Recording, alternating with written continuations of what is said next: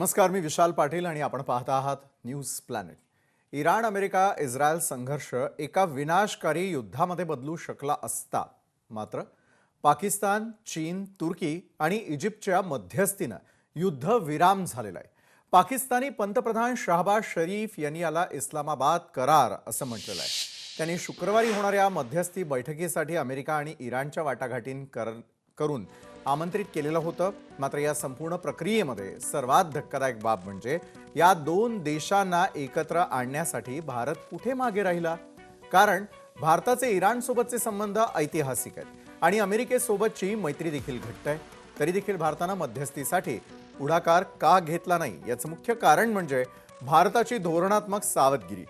भारतानं नेहमीच स्वतःच्या आर्थिक हितसंबंधांना प्राधान्य दिलेलं आहे. अमेरिकेच्या निर्बंधांमुळे भारतानं इराणकडून तेल खरेदी कमी केली, ज्यामुळे इराणच्या नजरेमध्ये भारताची विश्वासार्हता काहीशी कमी झाली. दुसरीकडे पाकिस्ताननं चीन आणि इतर देशांच्या मदतीनं आणि आपल्या भौगोलिक स्थानाचा फायदा घेत स्वतःला शांतता दूत म्हणून सादर केलं. या मध्यस्थीमुळे पाकिस्तानला मोठं राजनैतिक वजन प्राप्त झालं. आंतरराष्ट्रीय स्तरावरती पाकिस्तानची प्रतिमा सुधारलेली असून त्यांना अमेरिकेकडून मोठा आर्थिक पॅकेज मिळण्याची दाट शक्यता आहे आणि त्यामुळे भारतासाठी हा एक मोठा धोरणात्मक तोटा ठरू शकतो का. तसंच जागतिक संघर्षात तटस्थ राहणाऱ्या नादामध्ये भारतानं मध्यस्थीची मोठी संधी गमावलेली असून पाकिस्ताननं आपल्या नाकाखालून बाजी मारली आहे का.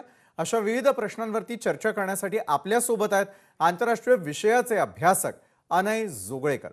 अनयजी, आपलं खूप खूप स्वागत आजच्या न्यूज प्लॅनेटमध्ये. अनयजी, पाकिस्ताननं इराण अमेरिका वादामध्ये मध्यस्थी करण्यामध्ये यश मिळवलं, हे भारताच्या परराष्ट्र धोरणाचं अपयश मानावं का?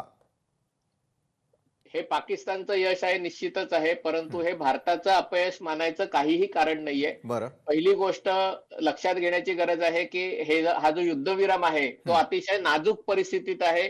युद्धविराम झाल्यानंतरही आखाती देशांमध्ये मिसाईल लॉन्च केल्या जात आहेत. हां. इस्रायल अजूनही लेबेनॉनमध्ये हल्ले करत आहे आणि त्यामुळे अमेरिकेचे अध्यक्ष डोनाल्ड ट्रम्प अनेक माध्यमांना मुलाखती देतात, तिथे वेगवेगळ्या गोष्टी सांगत आहेत आणि त्यामुळे एकदा हा युद्धविराम मार्गी लागू दे, हां. मग त्याचं यश अपयश आपण चर्चा करू शकू. पण प्रथमदर्शनी हे पाकिस्तानचं यश आहे.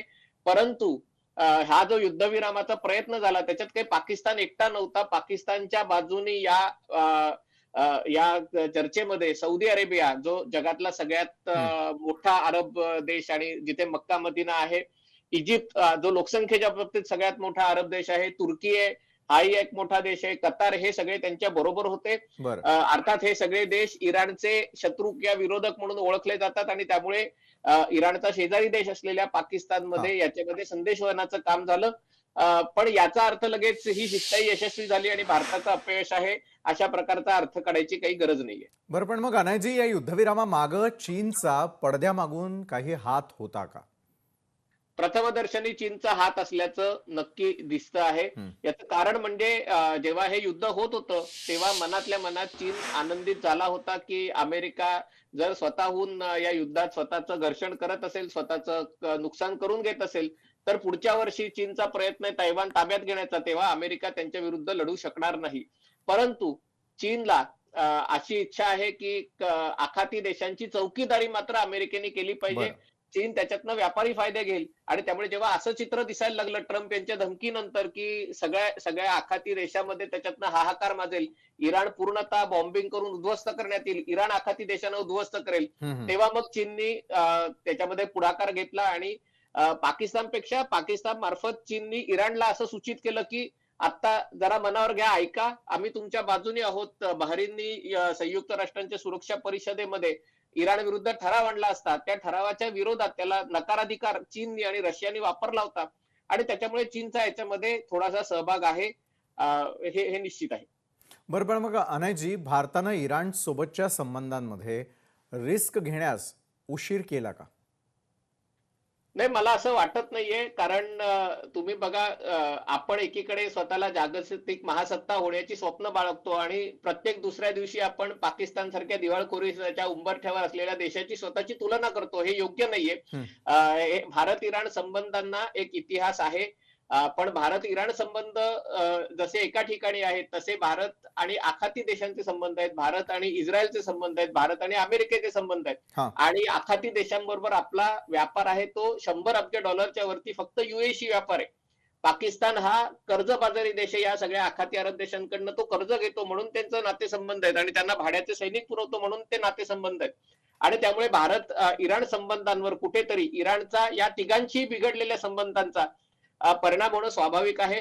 भारत स्वतःच्या राष्ट्रीय हिताच्या दृष्टीने निर्णय घेतो आणि जेव्हा आपल्या असं लक्षात आलं की हां, हां. इराणकडनं तेल घेण्यात अमेरिकेचे निर्बंध पडतात आणि जगाच्या इतर ठिकाणून स्वस्त तेल उपलब्ध आहे, तेव्हा भारताने इराणचं तेल खरेदी करून इतर देशातनं तेल घेणं थांबवलं, सुरू केलं. पण तरी देखील भारत आणि इराण संबंध चांगले राहिलेले आहेत.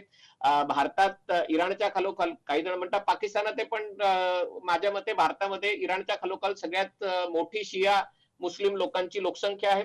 आणि हे सगळं लक्षात घेता भारत इराण संबंधांवर परिणाम झाला असला तरी या युद्धात भारताने महत्वाची भूमिका बजावलेली आहे. इराणच्या अध्यक्षांची मसूद पेझेशकियांशी पंतप्रधान नरेंद्र मोदींचे अनेक फोन कॉल झाले. जयशंकर यांचे इराणचे परराष्ट्र मंत्री अरागची यांच्याशी हं, फोन हं. झाले. आणि त्यामुळे भारताचे संबंध इराणशी चांगले आहेत, होते आणि राहतील. पण त्याची तुलना पाकिस्तानशी आपण करणं योग्य ठरणार नाही. बरं, पण मग अनयजी, पाकिस्तानला मिळालेल्या या राजनैतिक यशाचा परिणाम भारताच्या सुरक्षेवर आणि काश्मीर मुद्द्यावरती होऊ शकतो का? आणि असं झालं तर कुठला परिणाम आपल्याला जाणवू शकतो? अजून जसे म्हणलं की या युद्धविरामाला जेमतेम 12 तास 15 तास होत आहेत. हं. याच्यावरनं कुठलाही निष्कर्ष आता काढणं योग्य नाहीये. कारण तुम्ही प्रथमदर्शनी बघितलं तर अमेरिकेचे 15 मुद्दे आणि इराणचे 10 मुद्दे याच्यात अजूनही दरी खूप मोठी आहे. बरं. दोन्ही देश लढून थकले होते. दोघांनाही एक खेळामध्ये आपण टाइम प्लीज म्हणतो, थोडं विश्रांतीची गरज होती म्हणून हा युद्धविराम झालेला आहे. तुम्ही हेही बघितलं असेल पाकिस्तानचे पंतप्रधान शहबाज शरीफ यांनी ज्या युद्धविरामाचं ट्विट केलं ते देखील त्यांनी स्वतः लिहिलं नव्हतं. कोणीतरी बरं. त्यांना लिहून दिलं होतं. ते त्यांनी ट्विट केलं आणि नंतर ते डिलीट करून पुन्हा वेगळं ट्विट केलंय. आणि याच्यामुळे हे लक्षात येतं की हे युद्धविराम व्हावा अशी सगळ्यांची इच्छा होती. परंतु अजूनही मतभेद प्रचंड प्रमाणावर आहेत आणि जोपर्यंत हे मतभेद सोडवले जात नाहीत तोपर्यंत हा युद्धविराम किती काळ टिकेल याच्याबद्दल शंका आहे. पण जर खरंच शांतता करार झाला इराण बरोबर आणि त्याच्यातनं पाकिस्ताननी काही भूमिका बजावली तर याच्यातनं पाकिस्तानचं राजकीय वजन वाढणं आणि त्याचा इतर गोष्टींवर परिणाम होऊ शकतो. भारत हा एक मोठा देश आहे, बलाढ्य देश आहे. भारत स्वतःचं संरक्षण करू शकतो हं, हं. आणि कुठलाही देश पाकिस्तानच्या बाजूनी उभा राहिला तरी काश्मीर प्रश्न असो किंवा इतर कुठल्या द्विपक्षीय प्रश्नामध्ये त्याचा फारसा परिणाम होईल असं मला वाटत नाही. बरं, पण अनयजी, पश्चिम आशियातल्या भारताचा प्रभाव पुन्हा एकदा त्याला प्रस्थापित करण्यासाठी आत्ता काही तातडीनं पावलं उचलली पाहिजेत असं तुम्हाला वाटतं का? मला असं वाटतं की देशाचं नेतृत्व याच्यासाठी समर्थ आहे आणि हं. ज्या गोष्टी करायची आवश्यकता आहे त्या केल्या जात आहेत. परंतु मला असं वाटतं की हा जो युद्धविराम झालेला आहे त्याचे अनेक पदर अजून दृष्टिक्षेपात येत आहेत. मला असं कुठेतरी अमेरिकेच्या अंतर्गत राजकारणातही जे.डी. व्हान्स यांचा जो हं, गट हं. होता तो मार्को रुबियो आणि इतरांच्या गटापेक्षा अधिक सशक्त होताना दिसतोय. या सगळ्या वाटाघाटीत संयुक्त अरब अमिरातीला वेगळं काढण्यात आलेलं आहे. पाकिस्तानच्या पंतप्रधानांनी आत्ताच एक ट्विट केलंय. त्याच्यात त्यांनी बाकीच्या देशांची नावं घेतलीत, पण संयुक्त अरब अमिराती, बहरीन, कुवेत यांची नावं घेतलेली नाहीयेत. हां, हां. आणि संयुक्त अरब अमिराती हा आखातातला आज सगळ्यात ताकदवान देश आहे. त्यांचं नुकसान झालं असलं तरी. इस्रायल या वाटाघाटीत कुठे नाहीये आणि त्यामुळे मला असं वाटतंय की बऱ्याच गोष्टी याच्यामध्ये अजून सुटलेल्या आहेत. इराण असं दाखवण्याचा प्रयत्न करतंय की हा युद्धविराम त्यांचाच मोठा विजय आहे. डोनाल्ड ट्रम्प असं दाखवण्याचा प्रयत्न करतात की हा युद्धविराम त्यांचा विजय आहे आणि त्यामुळे त्यांच्यातलं त्यांच्यात सोडवू नये. हे एक मतभेद सोडवताना बरं. पाकिस्तानची ही दमछाक होणार आहे. तोपर्यंत आपण आपले या प्रदेशातले संबंध आहेत ते सुधारणं आणि आता जी जहाजं अडकलेली आहेत या भागामध्ये त्यातली जास्तीत जास्त तेल, नैसर्गिक वायू, खतं यांची जहाजं भारतात कशी येतील हे बघणं. कारण ही जर जहाजं वेळेत आली नाहीत तर आपल्या कृषीच्या हंगामावर परिणाम होणार आहे. त्यामुळे आता शांत बसून आपल्या हिताच्या ज्या गोष्टी आहेत, आखातातली खतांची जहाजं आणि तेल आणि नैसर्गिक वायूची जहाजं जास्तीत जास्त भारतात येतील. आपली निर्यात जी आखाताला होते खाद्यपदार्थ आणि इतर याच्याकडे आपण लक्ष द्यावं. लाँग टर्म हा काही खेळ एका 2 आठवड्यात संपणारा नाहीये.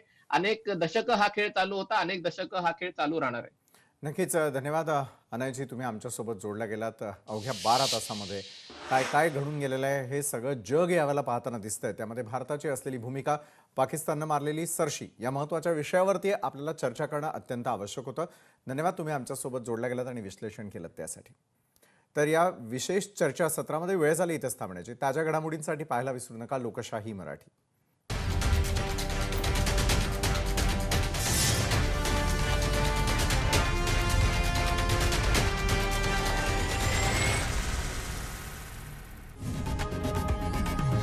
लोकशाही मराठी ऐका, पहा, जागरूक रहा.